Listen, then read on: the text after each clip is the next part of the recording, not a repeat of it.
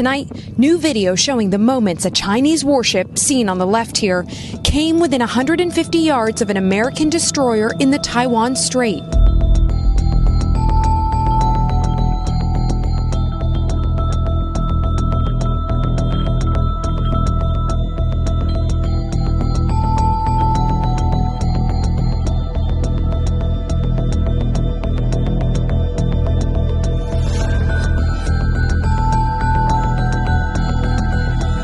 Rising tensions between the world's two most powerful countries, the United States and China, after several military close calls.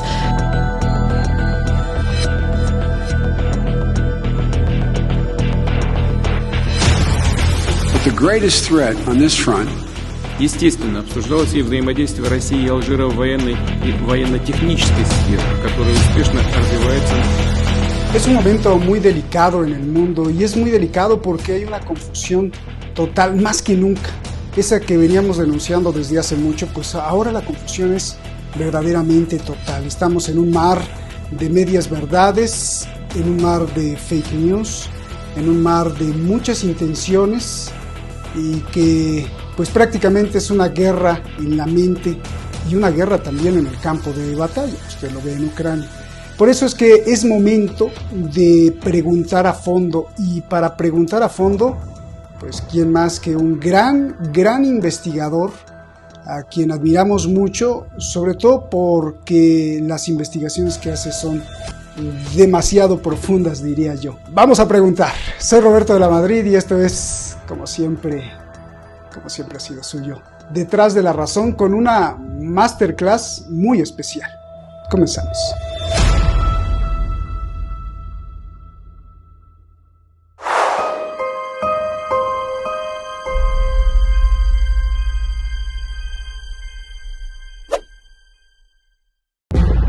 Siempre, muchísimas gracias a todo el equipo de Detrás de la Razón, a todos los colaboradores en los diferentes países y muchas gracias más que a nadie, a usted, a ti que nos ves en cualquier parte del mundo por defender este espacio de la libertad, no de la libertad, pero de libertad, y porque recientemente otra vez, hace unas semanas, nos censuraron, la gente protesta. Y bueno, pues afortunadamente no nos eliminaron todo el canal, pero bueno, sí nos eliminaron ahí el programa. Muchísimas gracias y gracias a ti por haber aceptado la invitación, Nicolás Moras. Un gran abrazo y pues comunicarte que es un gusto volverte a ver y es un gusto además preguntarte, tenerte aquí y escuchar todo lo que dices, porque siempre pues es muy importante.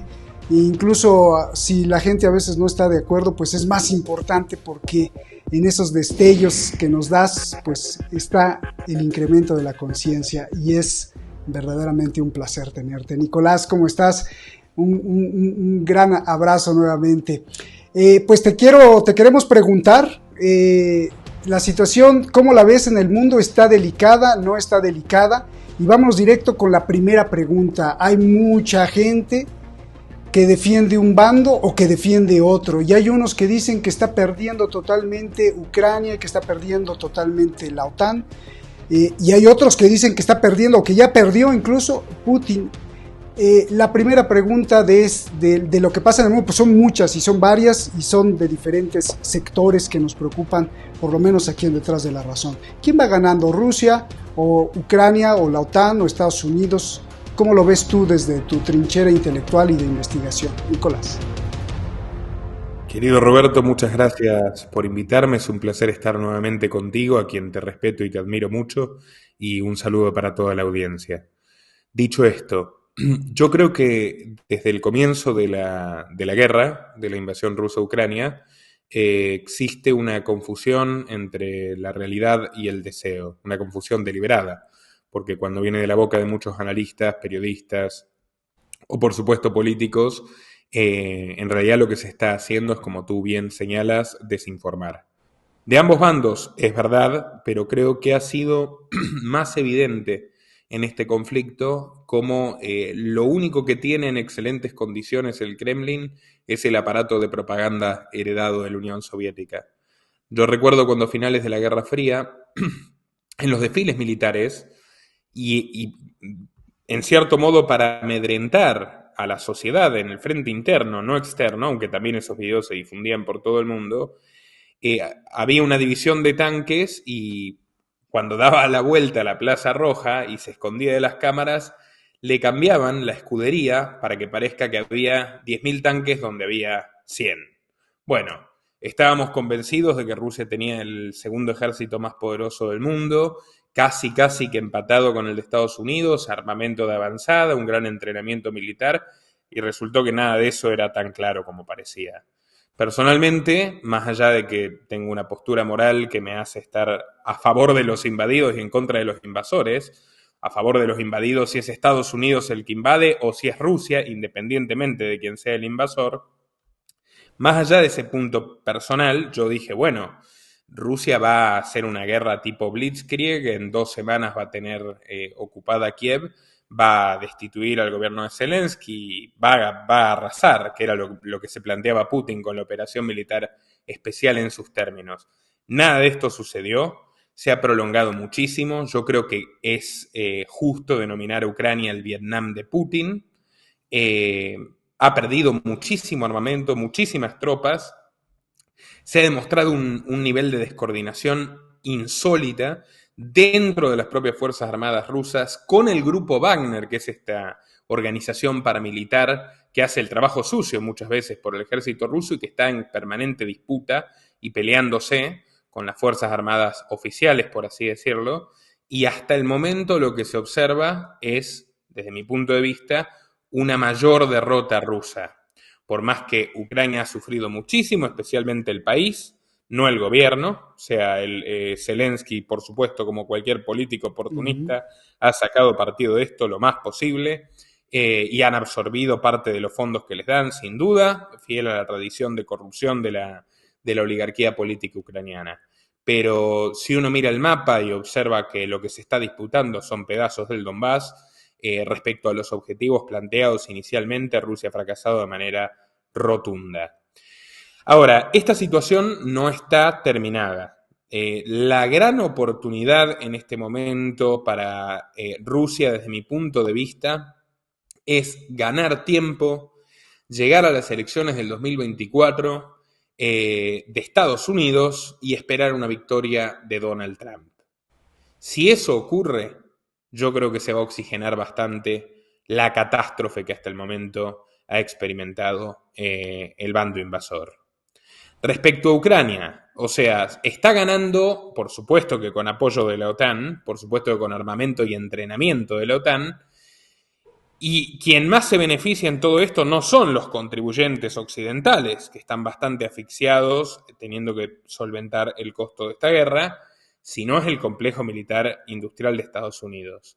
Geopolíticamente, Estados Unidos y la OTAN salen mucho más fortalecidos de esto.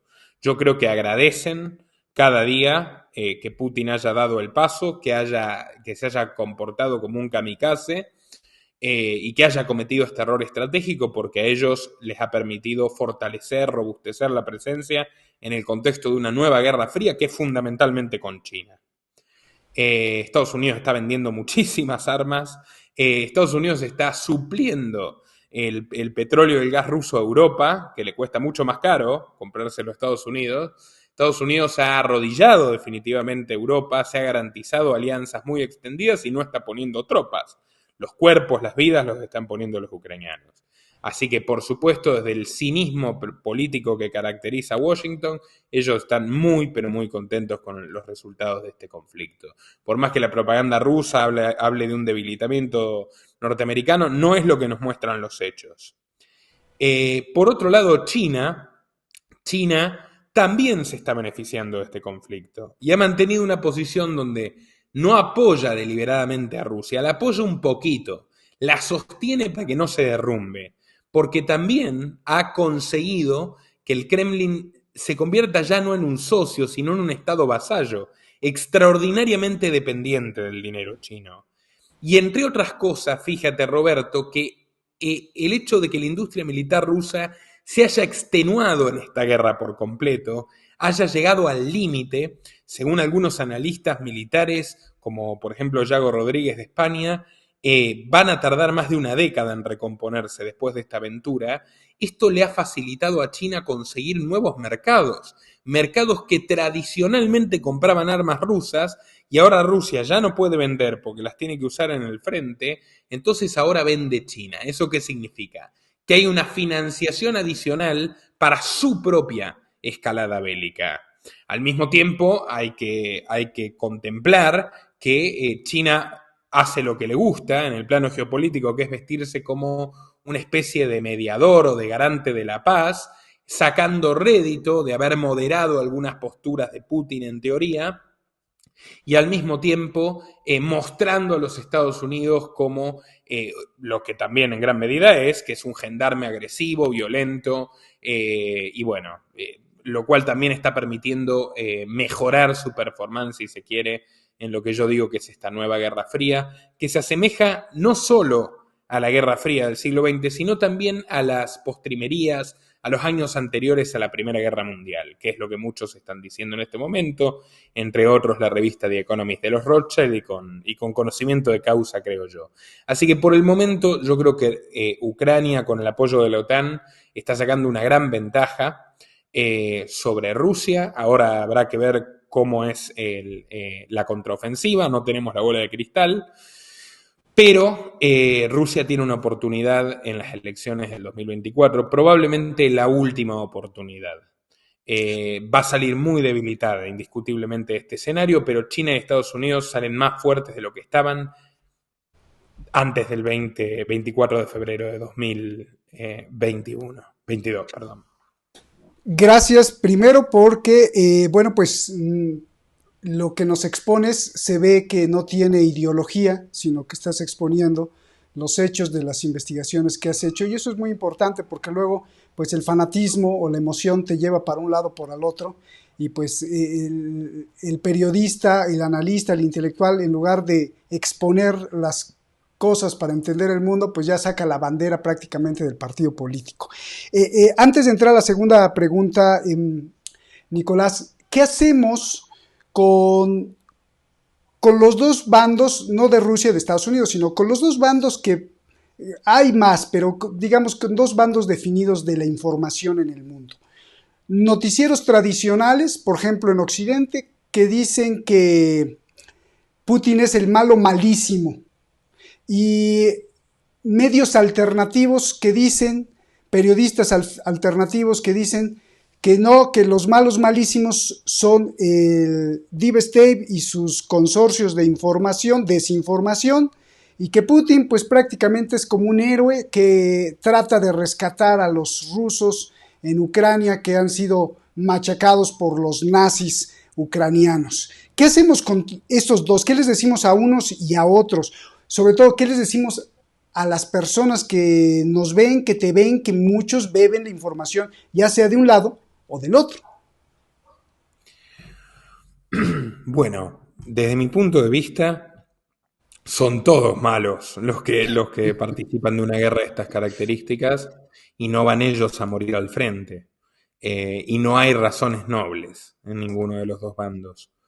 Más allá de ello, los medios tradicionales son más fáciles de leer entre líneas, porque tú conoces la línea editorial de la BBC o de la CNN o del Washington Post. Además hay mejores medios tradicionales, ¿no? También es cierto. O sea, es mucho más analítica Foreign Office, que es la revista del Consejo de Relaciones Exteriores de Estados Unidos, y tú sabes sus intereses, pero hay muchos hechos que están describiendo que son fácilmente contrastables de lo que puede ser la CNN, ¿no? Pero tú puedes leerlo sabiendo que hay una orientación hacia uno de los dos bandos.